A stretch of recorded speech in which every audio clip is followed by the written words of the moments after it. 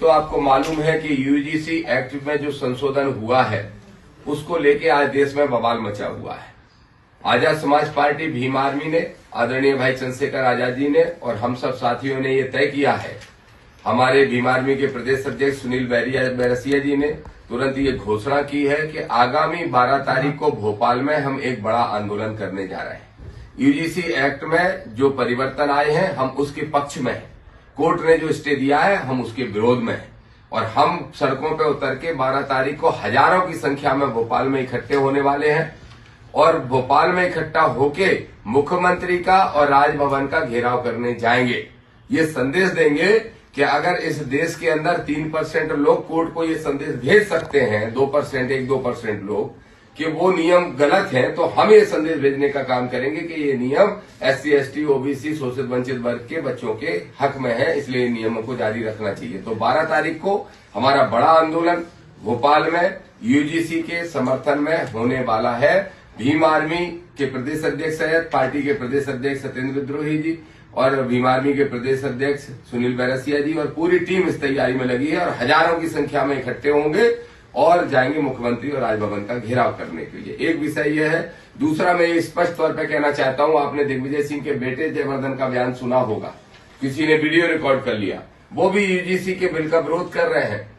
UGC का विरोध मैं स्पष्ट तौर पर कह दूं, बीजेपी के नेता सुन लें, कांग्रेस के नेता सुन लें, जो भी राजनीतिक दलों में है सुन लें, यूजीसी का विरोध यूजीसी का नहीं ओबीसी का विरोध है।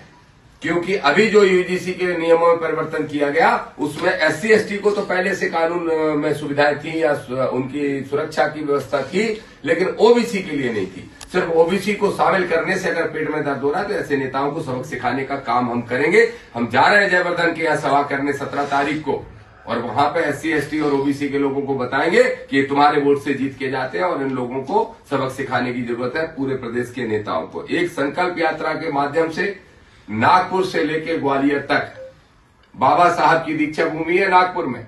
नागपुर हम गए थे 27 तारीख को, बड़ा अच्छा कार्यक्रम वहां साथियों ने करवाया, महाराष्ट्र के लोगों ने, और रास्ते भर सवाल करते करते फिर हम भोपाल पहुंचे और मुख्यमंत्री का घेराव करने जा रहे थे।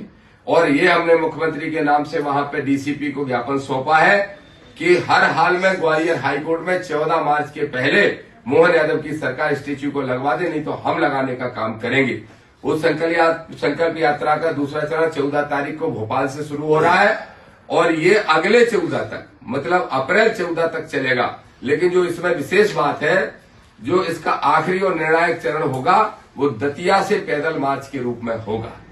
दतिया से हम 1 लाख लोगों का हमने लक्ष्य रखा है, अब देखते हैं कितनी संख्या होती है।